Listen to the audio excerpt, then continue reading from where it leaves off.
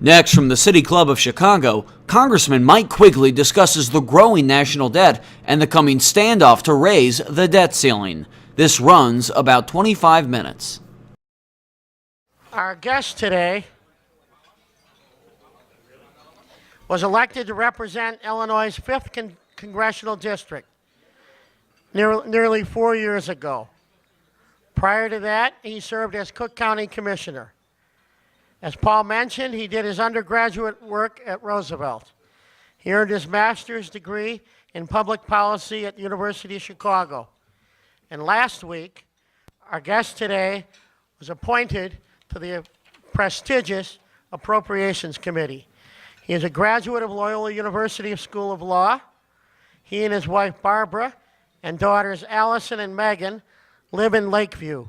Ladies and gentlemen, Congressman Mike Quigley. Congressman. All right. Have fun.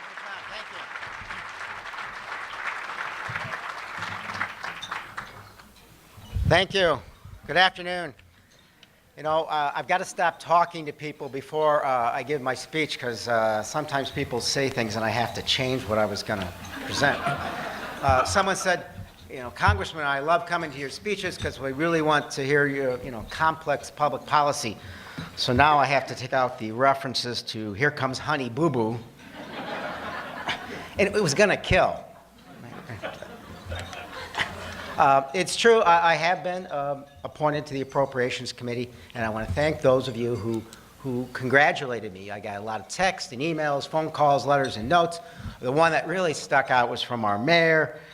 Congratulations, Mike. I look forward to working with you.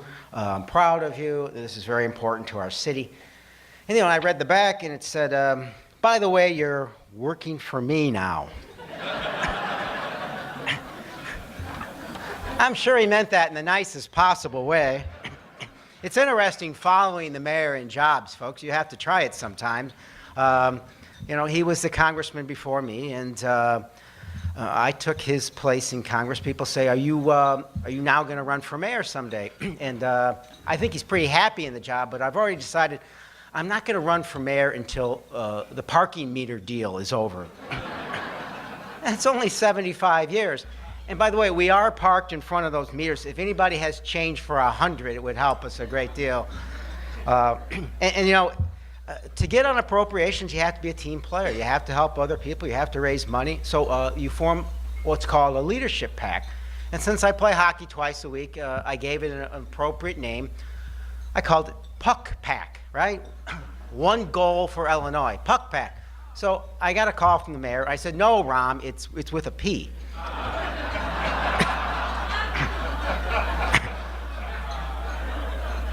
I've discovered when I do stand-up in D.C., I just talk about Rom for 20 minutes, and it just works wonders. And I want to thank the City Club for having me, and I got to take my turn thanking a few people. At our table, I see Tom Bowen and Pete Giangreco. Now, Tom ran my special election, as well as Bill Foster's, and Pete is a great political consultant, does the mail for everybody. To my friends who want to be the next congressman from the 2nd Congressional District, here's a tip. Hire them, but special elections are not smaller versions of regular elections. You really have to know what you're doing. You have to target your base, and folks like those would be a good start. I see she happens to be sitting here, Jennifer Kohler, who now works for the governor, so she answers to a large python, apparently, these days. I also see my new district director, Marianne LeVar. Yay, Marianne. We have Annabelle, Bob Becker, who helped me with this presentation today. I hope I don't forget anyone. My new political director, Ben, sitting right there. And, Aviva.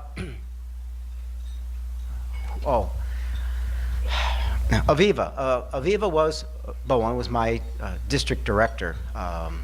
So people in government office take a lot of heat for a lot of reasons, and public servants do as well. You will rarely find someone who is as hardworking and talented and who cares about what she does as Aviva. So the reason I'm saying this is she's leaving She's going to go work for the teachers there, so our loss is clearly their gain, and I can be nice to her now. And I know she says she's here to say goodbye, but she's really just here for the lemon cookies. But let's hear it. She deserves all she did for us. And again, I want to thank the City Club. I know when this is over, I get a mug. I have several of these mugs now. I hear that after you get a certain number, you can trade them in for the City Club steak knives, so I'm looking forward to that. It's interesting. I got elected 4 years ago, and a real honor. And at the time I got elected, Congress's approval rating was 14%, which put us right in there with personal injury attorneys, used car salesmen, or a soon-to-be indicted former Illinois governor. You wonder what it's like coming from Illinois. Hey, folks, I'm the one that hears the jokes all the time on the floor of the House. What did one Illinois governor say to the other Illinois governor? Oh, no. What did one prisoner say to the other prisoner? The food was better here when you were governor. The point being, we were at 14%. And now, through all this work, we're at 8%. And I guess it's not any wonder. The 112th Congress that just concluded was fraught with manufactured conflict, self-inflicted pain, and at times it did feel more like a reality TV show than a legislative body. See, there was the Honey Boo Boo reference. And again, it was going to kill. It seemed like my colleagues would say anything or do anything not to get voted off the island. Welcome to Survivor Congressional Edition. The problem with that kind of programming is it may get good ratings, but it's really bad government. It's brinksmanship, crisis management, living on the edge, and that's where we've been for the last 2 years. Obviously, that hasn't been lost upon the public. Commentators like the New York Times' Tim Egan describe members of Congress as lacking, quote, the ability to divide up juice boxes in a kindergarten. We're budgeted with continuing resolutions. Basically, that says, here's how we're going to operate the largest government in the universe for the next 2 months, and held endless partisan committee hearings and aimed at dismantling so-called job-killing legislation like the Clean Air Act. We voted 33 times to repeal all or part of the president's health care plan, and we attempted to balance the federal government's budget by zeroing out Planned Parenthood. We've done all this with an eye on the latest poll in the 24-hour news cycle, ignoring what really needs to be done, what really deserves our sense of urgency. How intense should that urgency be? Well, I'm reminded of the comments of Dr. Martin Luther King more than 40 years ago when he urged Americans to speak out against the Vietnam War. He said, "We are confronted by the fierce urgency of now." Since Dr. King's address, the struggles have changed, but the needs for urgency has never been greater. We again find ourselves in conflict that threatens the political fabric of our nation, the integrity of our institutions. We face a mountain of debt. We lack a comprehensive approach to climate change, energy, transportation, Medicare, Social Security, defense spending, immigration reform, gun violence, and even our postal system. And oh, by the way, we need to repeal the Defense of Marriage Act. This is disturbing. It's not a good sign that we had to wait until the 11th hour to find the urgency to approve tax relief for a majority of Americans. Nor is it a good sign that we jeopardize our credit rating before finding the urgency to act on the debt ceiling. And allow me a brief aside here. We need to raise the debt ceiling. The president should use whatever power he has under his command unilaterally, rather than let those hold our economy hostage in a current brand of hooliganism. I believe the 14th Amendment is clear. The debt of the United States shall not be questioned. I get it. We have to reduce our debt, but we also have to pay our bills. During Ronald Reagan's presidency, the debt ceiling was raised 18 times, and President Reagan warned Congress of the dire consequences if the U.S. failed to meet its obligations, a warning that has been echoed in the years since by every serious economist.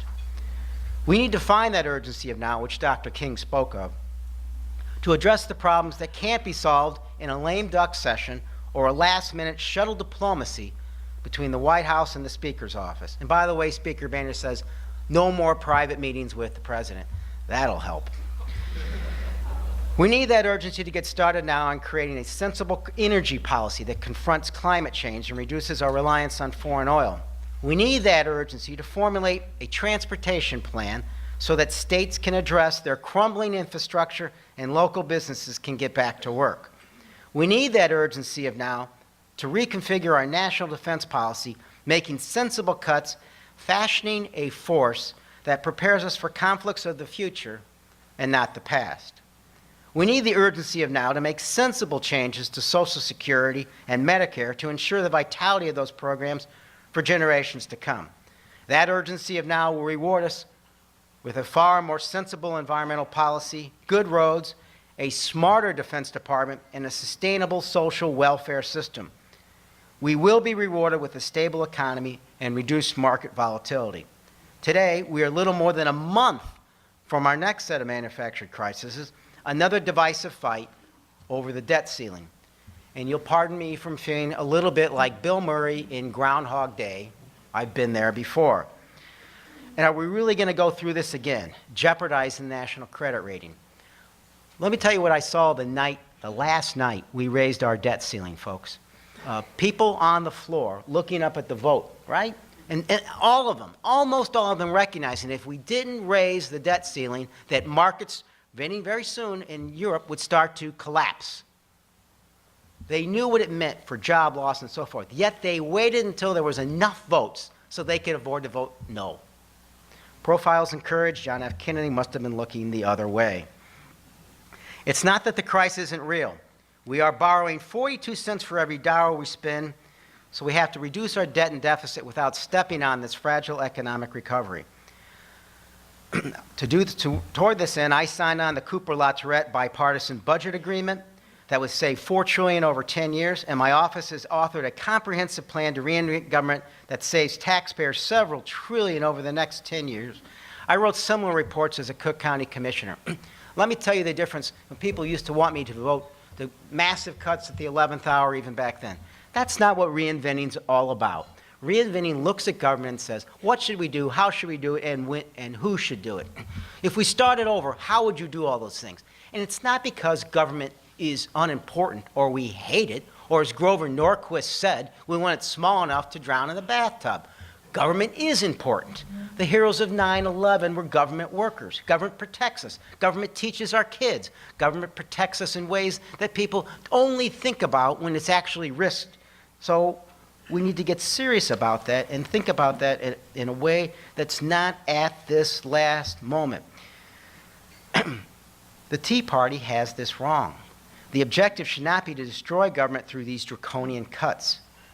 There is a better way to do that through a systematic thought process that unfortunately there isn't a model for in the current Congress. I'm going back today to vote on one bill, Sandy, the second part of Sandy relief. Tomorrow we have a few votes, and then there's no votes till next Tuesday, the day after the inaugural. So we have maybe 4 days of voting or any kind of activity for the rest of this month. That's not going to get it done. What level of optimism I had was this last level of fiscal cliff voting came about because Speaker Boehner allowed the so-called Hastert rule to be violated. That is, he allowed a bill not supported by a majority of the majority to get on the floor.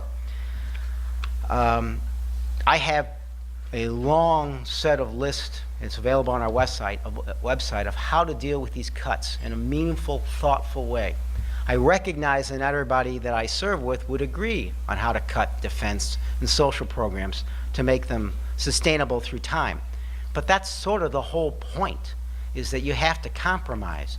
Bobby Rush said it best. In D.C., people's view of compromise is that the other guy gives in. It simply can't be that way. When I got there, I talked to Mark Kirk on the floor. He was a member of the House at the time.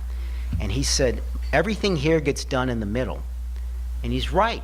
But what really happened is the middle part of this body got pulled over to the right, really by a minority of the minority.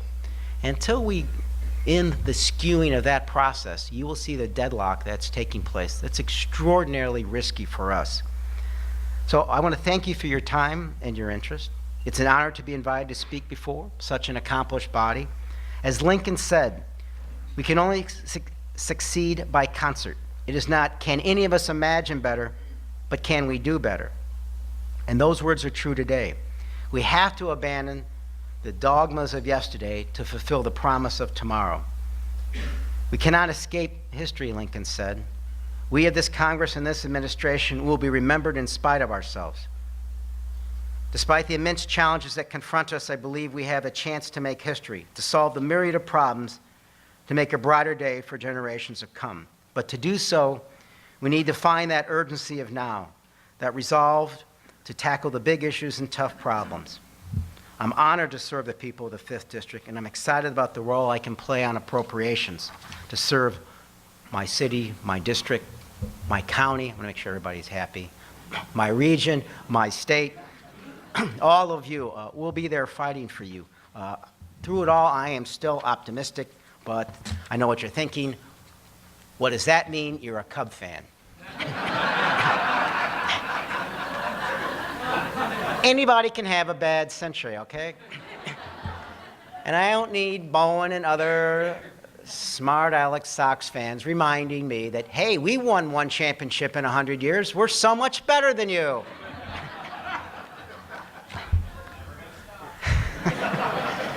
It just keeps getting better. But there's still hockey. Go Hawks. Thank you so much for the honor of being here today. And now I'd be delighted to answer some of your questions.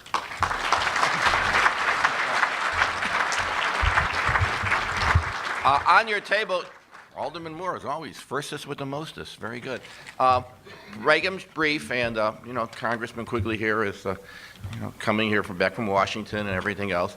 He's got to be nervous because, as you know, the western end of his district touches the Mississippi, so he's got to be somewhat careful on that. And also, those of us who've been around Chicago politics remember that every campaign wasn't always successful. Yes. The Fighting 46. I appreciate you bringing that up. It's been a while since I pulled that scab off. All right. You got to bring them down. You just can't just keep going up here like this. All right. This is from Alderman Joe Moore from the Fighting 49th Ward. What are the odds that any reasonable restrictions to the sale of assault weapons will be enacted this year?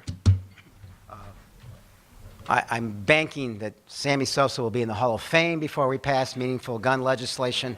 And look, I kid about that, but it's as depressing as a thought as I've ever seen here. Because what bothers me is that Congress isn't even reflecting the American public.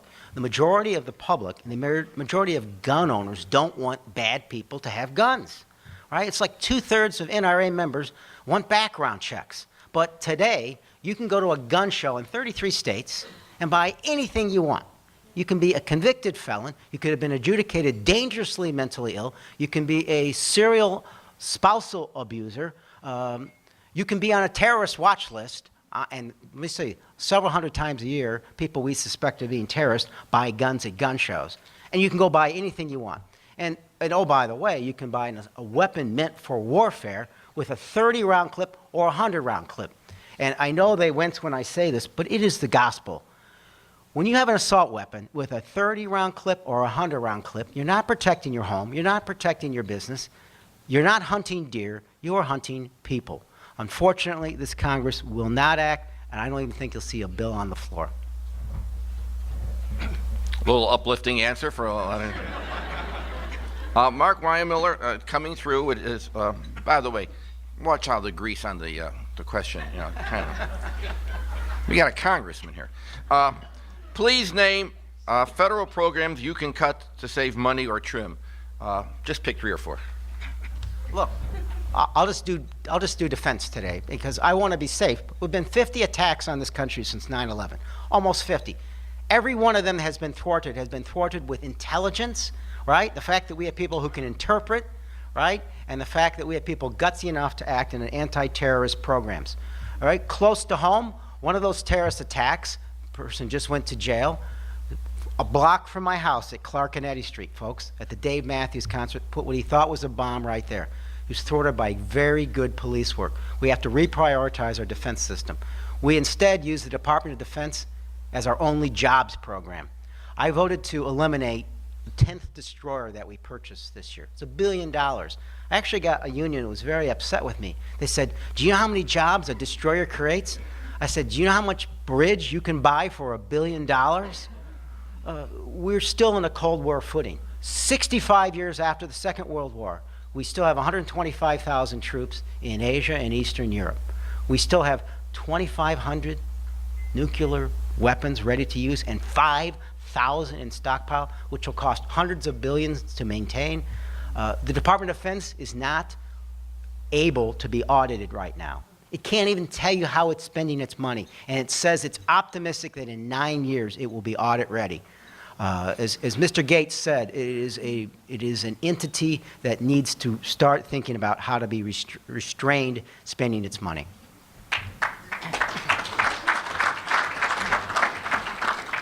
Okay, we have another question on assault weapons from Edward Hoffman. Basically, the last line is the one you should respond to. Why is all the attention of potential legislation being focused on assault weapons and virtually none on handguns? I would assume that's an even tougher road to hoe. Look, let me tell you how the tough road this is. When we were in the majority, when I first got there, 110th Congress, Democrat control of the House and Senate. These incidents that you read about in Chicago every day, but in the nation, once a month or so, extraordinarily tragic, had no effect. We had 0 committee meetings in the 110th Congress, right? So to think that we'll be able to get past the most extreme aspects of gun violence, which to me is who gets guns and what type of guns they have, is wildly optimistic. I remind those folks that the Supreme Court, when they threw out Chicago's handgun ban, the author said, this Second Amendment exists, but it's not like all rights. It's not unlimited. It doesn't mean anyone can have any kind of gun anywhere they want. That made a lot of sense because I watched the debate at the Supreme Court, right? When the Chicago was there making its case. I went through 3 metal detectors. So I think somewhere in the back of these justices' minds is, maybe we don't want to make this totally unlimited. And if you're not going to ask questions, you should at least be safe. You're watching the Illinois Channel, an independent nonprofit corporation formed to provide gavel-to-gavel coverage of Illinois state government and other public affairs events taking place across Illinois.